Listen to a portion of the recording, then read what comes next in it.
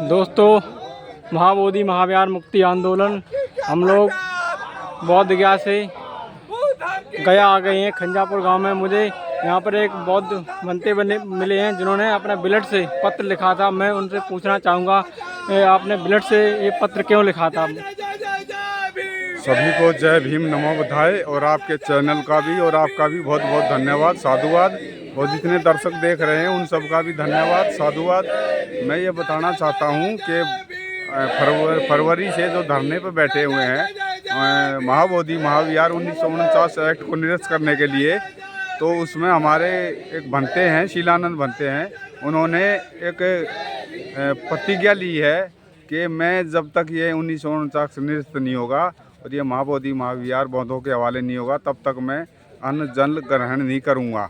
तो कुछ और बनते वो उपासक आए थे जिन्होंने अनशन किया था, लेकिन 2 दिन में उनकी तबीयत ज़्यादा ख़राब हो गई थी, उनको वापसी जाना पड़ा। और अभी हमारे एक जो है सायरन है, युवा लड़के हैं, वो भी अनशन पे बैठे हैं। लेकिन सरकार को अभी 82 दिन हो गए, 84 दिन हो गए हैं, सरकार अब तक मिलने नहीं आई है और बात नहीं की है। तो ये दर्द है और ये खून खौल उठता है। तो हमें ये लिखना पड़ा कि उनको दिखा के कि देखो हमारे जो आंधी है, तूफान है, बारिश है, रात में सो नहीं पाते, पानी टपकता है और टेंट उखड़ जाता है। तो अनशन पे बैठे हों जिन्होंने अन्न जल ग्रहण करने की प्रतिज्ञा ले रखी, संकल्प ले रखा है, तो हमने इसलिए नीतीश कुमार को, मुख्यमंत्री बिहार को ये पत्र लिखा खून से। मेरा जन्म तिथि था 1 तारीख को, 1/5/1925 को मैं 54 साल का हो गया था। तो मैंने अपने खून से पत्र लिखा ताकि उनको सद्बुद्धि आए और वो ये पत्र देखें, पढ़ें, तो शायद उनको ये जो है एहसास हो, अनुभव हो और उनके अंदर दया, ममता, करुणा और बौद्धों के प्रति न्याय जागृत हो और वो बौद्धों को न्याय दे। और ये उनके लिए ऐतिहासिक काम होगा और उनका अमर हो जाएंगे अगर वो ये जो है एक्ट 1949 एक्ट ख़त्म करके, निरस्त करके महाबोधि महाविहार बौद्धों के, भारतीय बौद्धों के सुपुर्द करेंगे, तो वो भी अमर हो जाएंगे हमारे साथ। और जितने भी हमारे भिक्खु संघ है और जितने भी उपासक लगे हुए हैं वो इस आंदोलन में भागीदारी है, तो वो अमर होंगे, अमर हो जाएंगे, क्योंकि ये बौद्धों की धरोहर है। और ये 84,000 स्तूप जो बौद्ध ने बनवाए थे, सम्राट अशोक ने बनवाए थे, उनमें से एकमात्र ये है जहाँ तथागत बुद्ध को, सिद्धार्थ को बोधि प्राप्त हुई थी, बौद्ध बने थे। तो एक ये मात्र बचा है, उसमें भी पाखंड चला हुआ है, अंधविश्वास चला हुआ है, उसमें भी कर्म कांड करते हैं। जबकि बुद्ध ने कर्म कांड, पूजा पाठ, आडंबरों से विरोध किया था, उनको जो नकारा था। तो वहाँ क्या करते हैं पंडे, वहाँ जो है वो हवन कराते हैं और वो जो है ना पिंडदान कराते हैं। तो ये उसमें 4 गैर बौद्ध हैं और 4 बौद्ध हैं।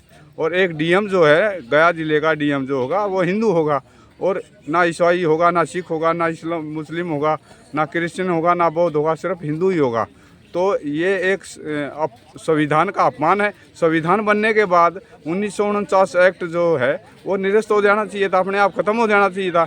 लेकिन जब तक सरकार आई है, देश आज़ाद हुआ है, संविधान लागू हुआ, तब से ये जो है ना 1949 निरस्त नहीं हुआ है। वो बोलते हैं, क्या बोलते हैं उसको, वो एक्ट था एक, वो ख़त्म कर दिया था उधर का, कश्मीर का, क्या बोलते हैं उसको, कश्मीर का एक एक्ट था, वो ख़त्म कर दिया था, धारा क्या था। अब ये ख़त्म क्यों नहीं हुआ? इसमें 370 धारा जब ख़त्म हो गई, हटा दी गई सरकार ने, तो क्या ये नहीं हटा सकता? हिंदुओं के मंदिर में सिर्फ ब्राह्मण ही पुजारी होता है, सिखों के गुरुद्वारों में सिर्फ सरदार ही होते हैं, मुस्लिमों के उसमें सिर्फ मुस्लिम ही होते हैं, ईदगाह में और दरगाह में और उनकी मस्जिद में वो मुस्लिम होते हैं, चर्च में क्रिश्चियन होते हैं। तो बौद्धों के इसमें महाबोधि विहार में इनका, हिंदुओं का गैर बौद्धों का क्या काम? पंडे पुजारियों का वहाँ पाखंड करने का क्या काम? ये बौद्धों की संपत्ति, बौद्धों की धरोहर है और हम भारत के मूल निवासी हैं, तो ये हमारी होनी चाहिए धरोहर। इसलिए ये जो फरवरी से धरने पे बैठे हैं आकाश लांबा जी और ऑल इंडिया बुद्धिस्ट फोरम और जितने भी भिक्षुणियाँ और उपासक उपासिकाएँ पूरे देश विदेश से यहाँ आ रहे हैं और इसमें शामिल हो रहे हैं। आज हम यहाँ आए थे, ये मानपुर गांव है, मानपुर गांव गया ज़िले में है, और यहाँ जो है ना तथागत बुद्ध आए थे, ये आप दिखा सकते हो, यहाँ तथागत बुद्ध यहाँ आए थे। तो इसलिए यहाँ के जो स्थानीय निवासी हैं वो हमारे को यहाँ लेके आए हैं, यहाँ दिखाया है के यहाँ तथागत बुद्ध आए थे।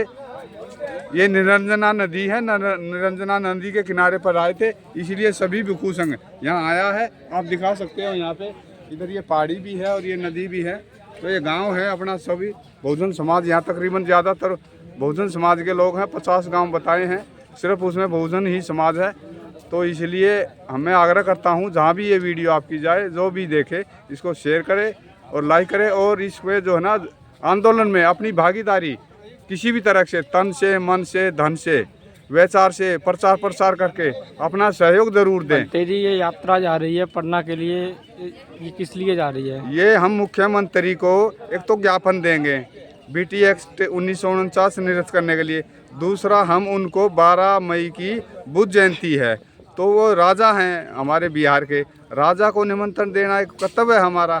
तो वो इस जयंती पे आए, हम करुणा से, मैत्री से, दया से उनको ये निमंत्रण देने जा रहे हैं 12 मई की बुद्ध जयंती के लिए। हमारे ये 2 उद्देश्य हैं, गया जाने के और पटना जाने के लिए मुख्यमंत्री नीतीश कुमार के पास। बहुत बहुत धन्यवाद बंटी जी। आपका भी बहुत बहुत धन्यवाद।